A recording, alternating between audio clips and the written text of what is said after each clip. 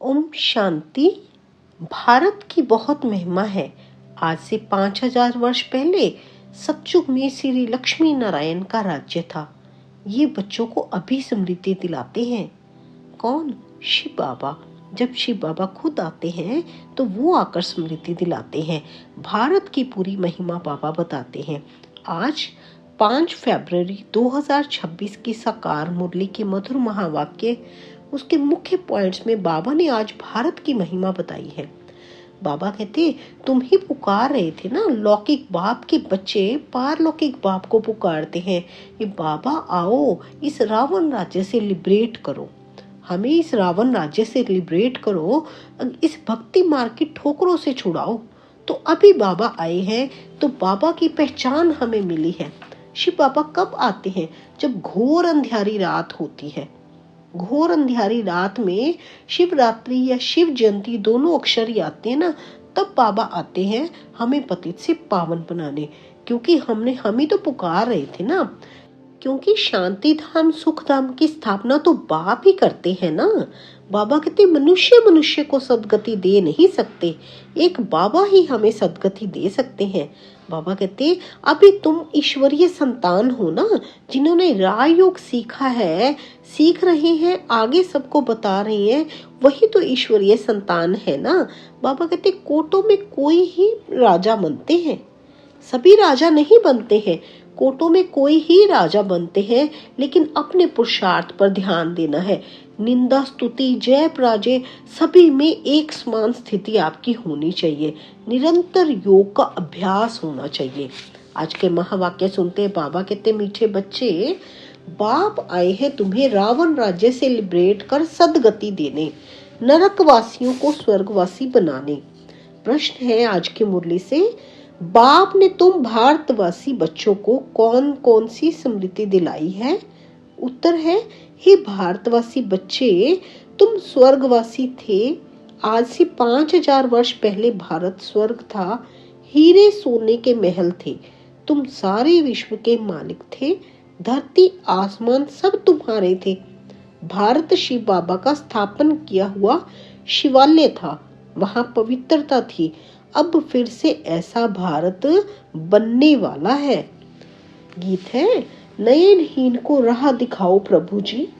ओम शांति। ओम शांति मीठे बाबा।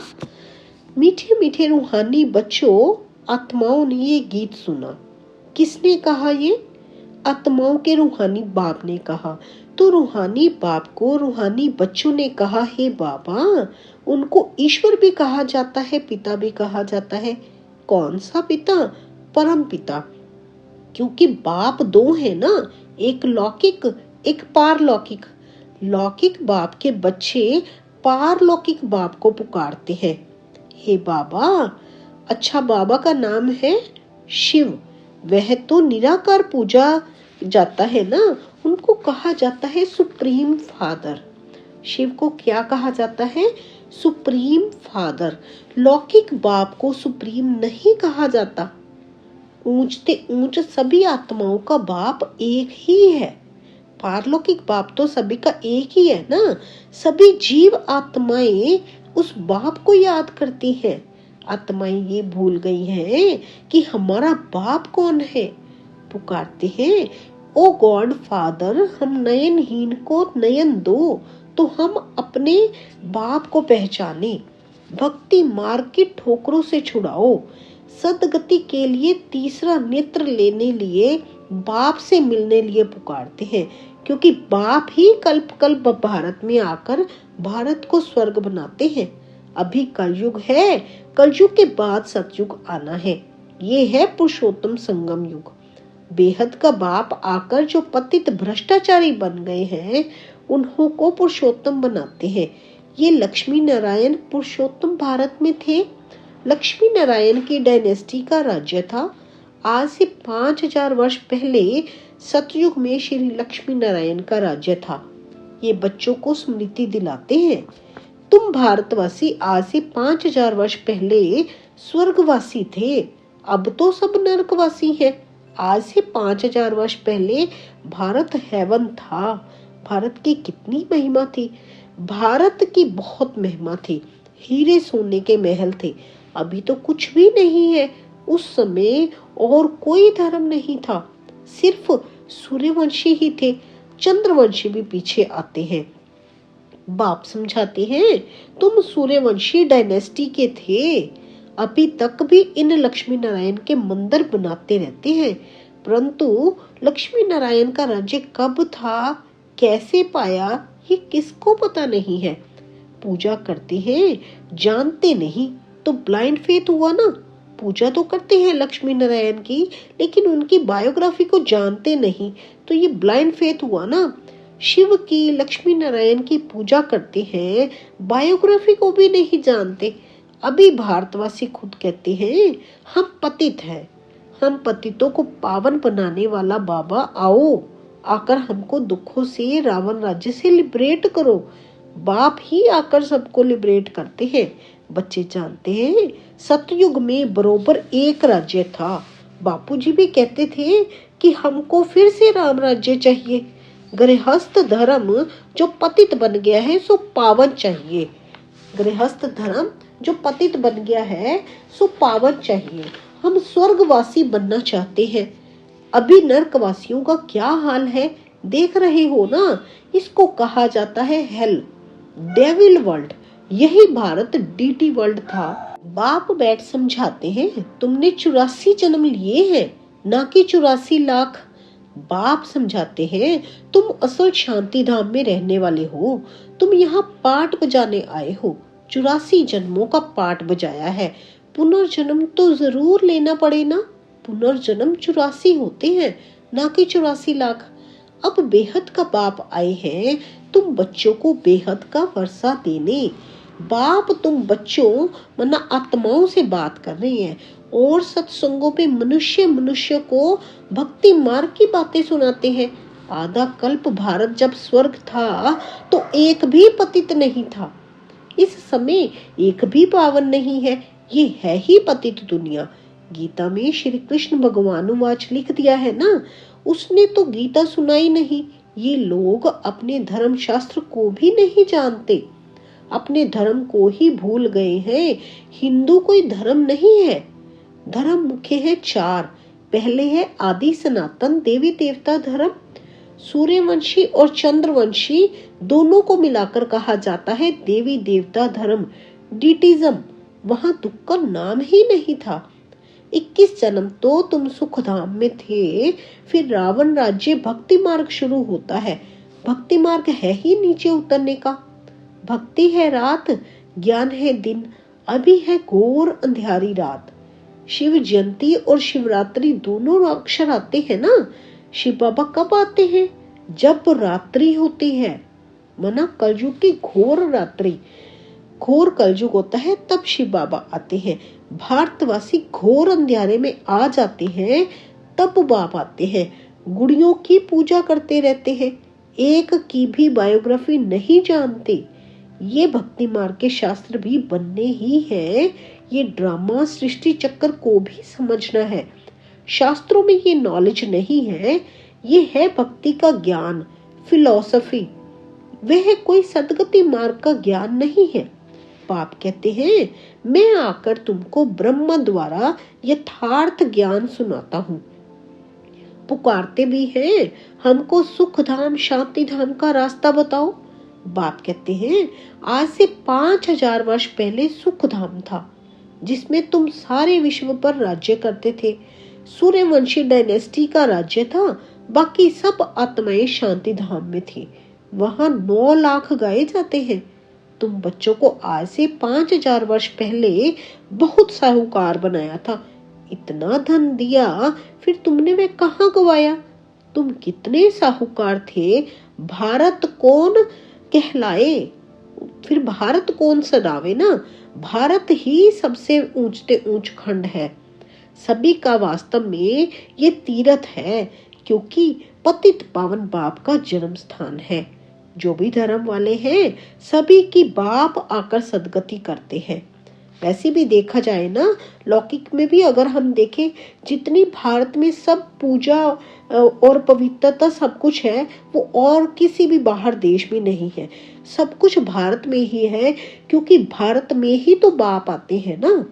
पतित पावन बाप शिव बाबा भारत में ही आते हैं। अभी रावण का राज्य सारी सृष्टि में है, सिर्फ लंका में नहीं था। सभी में 5 विकार प्रवेश है। रावण किसको कहा गया है? 5 विकारों को। 5 विकारों की प्रवेशता तो सभी जगह है ना, एक लंका में नहीं थे। जब सूर्यवंशी राज्य था तो ये विकार ही नहीं थे। भारत वॉइसलेस था। अभी विशेष है। सतयुग में दैवी संप्रदाय थी, वह फिर 84 जन्म भोग अभी आसुरी संप्रदाय बने हैं, फिर दैवी संप्रदाय बनते हैं।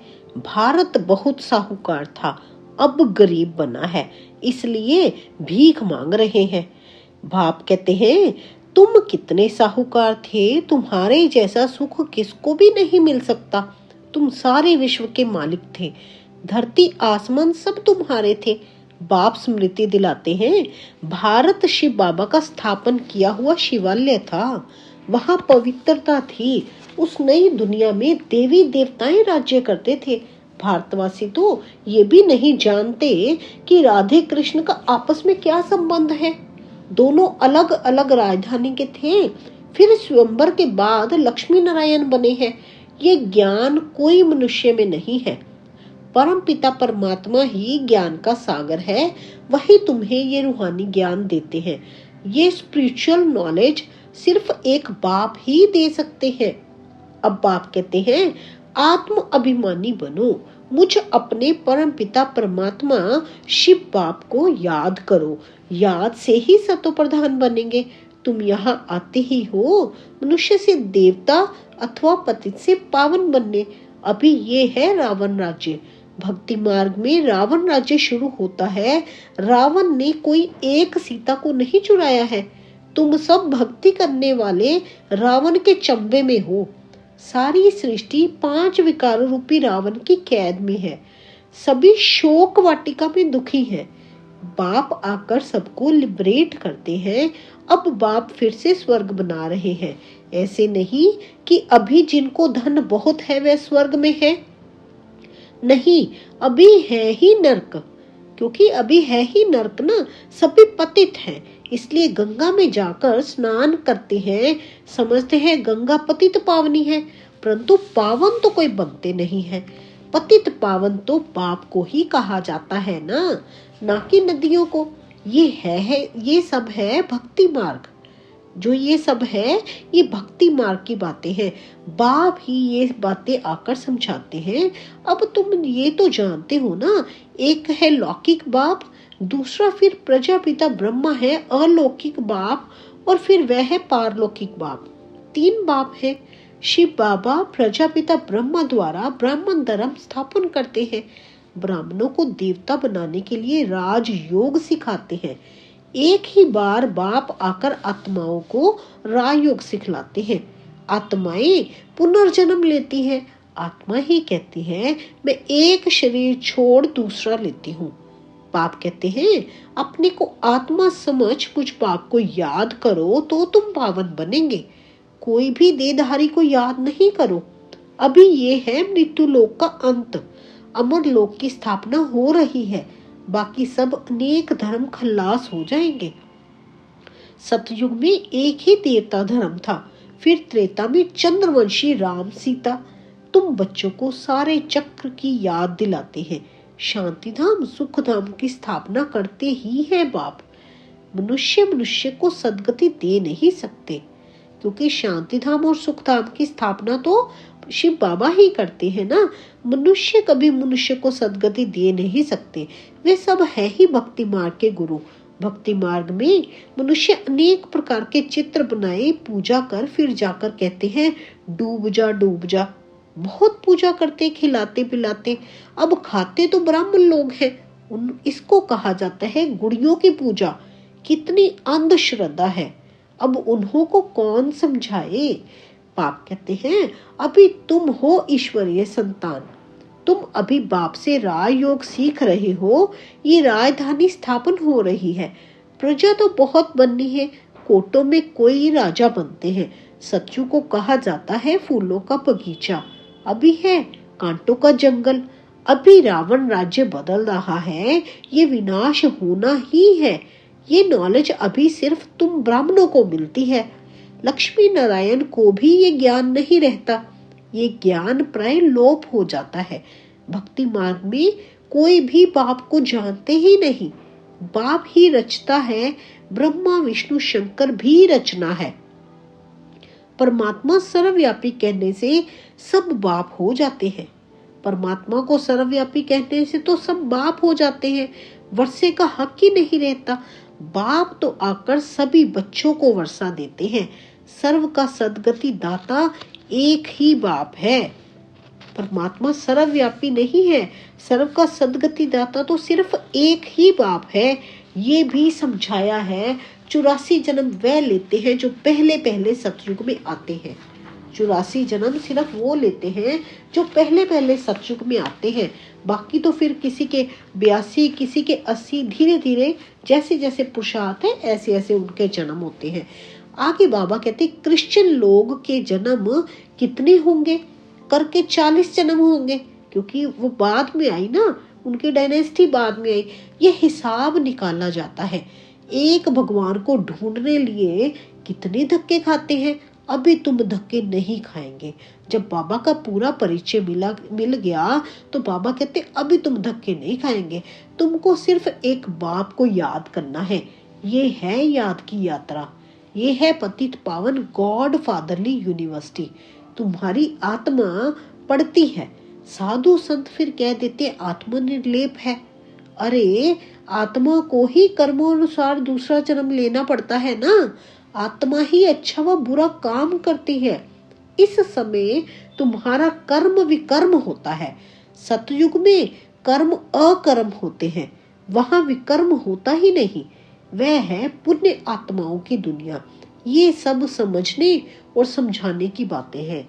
अच्छा, मीठे मीठे नंबरवार पुरुषार्थ अनुसार कांटे से फूल बनने वाले बच्चों प्रति माता पिता बाप दादा का याद प्यार और गुड मॉर्निंग। रूहानी बाप की रूहानी बच्चों को नमस्ते। हम सब रूहानी बच्चों की रूहानी माता पिता बाप दादा को गुड मॉर्निंग, नमस्ते, ओम शांति। शुक्रिया मेरे बाबा, शुक्रिया। धारणा के लिए सार है। कांटे से फूल बन फूलों का बगीचा बना सतयुग स्थापन करने की सेवा करनी है। कोई भी बुरा कर्म नहीं करना है। रूहानी ज्ञान जो बाप से सुना है वही सबको सुनाना है। रूहानी ज्ञान जो बाप से सुना है वही सबको सुनाना है। आत्म अभिमानी बनने की मेहनत करनी है। एक बाप को ही याद करना है, किसी देहधारी को नहीं। एक बाबा को ही याद करना है, किसी देहधारी को याद नहीं करना है। आज की मुरली में वरदान है हम बच्चों के प्रति। निंदा स्तुति जय पराजय में समान स्थिति रखने वाले बाप समान संपन्न व संपूर्ण भव। जब आत्मा की संपूर्ण व संपन्न स्थिति बन जाती है तो निंदा स्तुति जय पराजय सुख दुख सभी में समानता रहती है। दुख में भी सूरत व मस्तक पर दुख की लहर के बजाय सुख व हर्ष की लहर दिखाई दे। निंदा सुनते भी अनुभव हो कि ये निंदा नहीं, संपूर्ण स्थिति को परिपक्व करने के लिए ये महिमा योग्य शब्द है। ऐसी समानता रहे तब कहेंगे बाप समान। जरा भी वृत्ति में ये ना आए कि ये दुश्मन है, गाली देने वाला है, ये महिमा करने वाला है। बस यही आना चाहिए कि ये महिमा करने वाला है। स्लोगन है आज की मुरली में, निरंतर योग अभ्यास पर अटेंशन दो तो फर्स्ट डिवीजन में नंबर मिल जाएगा। निरंतर योग अभ्यास पर अटेंशन दो तो फर्स्ट डिवीजन में नंबर मिल जाएगा। अव्यक्त इशारे आज की मुरली में, एकता और विश्वास की विशेषता द्वारा सफलता संपन्न बनो। ब्राह्मण परिवार की विशेषता है अनेक होते भी एक। आपके सभी सेवा केंद्रों का वाइब्रेशन ऐसा हो जो सबको महसूस हो कि ये अनेक नहीं लेकिन एक है। आपकी एकता का वाइब्रेशन सारे विश्व में एक धर्म, एक राज्य स्थापन करेगा। तो विशेष अटेंशन देकर भिन्नता को मिटाकर एकता कायम करो। विशेष अटेंशन देकर भिन्नता को मिटाकर एकता कायम करो। आज की मुरली में बाबा ने हमें भारत के बारे में पूरा बताया, हमारे बारे में पूरा बताया, हम क्या थे, कैसे हम 84 जन्म लेते हैं। 84 जन्म पूरे होते हैं, 84 लाख नहीं होते। 84 में भी जैसे बाबा ने आज क्लियर किया ना कि क्रिश्चियन लोगों के ज्यादा से ज्यादा 40 जन्म होंगे ना। कितने होंगे? 40 तक होंगे। तो जो शुरू से आए हैं उनके 84 जन्म हैं। धीरे धीरे कम होते नंबरवार पुरुषार्थ अनुसार ही जन्म मिलने हैं। तो तभी बाबा कहते हैं ना, राजा तो कुछ ही बनेंगे जिन्होंने पूरे अपने 84 जन्म लेने हैं, बाबा के साथ, श्री कृष्ण के साथ आना है। तो उनको पूरा पूरा पुरुषार्थ करना है, पूरा पूरा पुरुषार्थ में लग जाना है। बाबा ने अब रास्ता बताया है। सारा मदार ही तो पढ़ाई पर है ना, याद पर सारा मदार है। कितना हम बाबा को याद करते हैं, याद पर ही सारा मदार है। इसलिए बाबा की याद में जुट जाना है, स्वचिंतन करना है। मैं कितना समय बाबा को याद करता हूँ, कितना मुरली पर अटेंशन देता हूँ, कितना आगे बाबा को याद करता हूँ। अच्छा जी, शुक्रिया मेरे बाबा, शुक्रिया। ओम शांति, ओम शांति।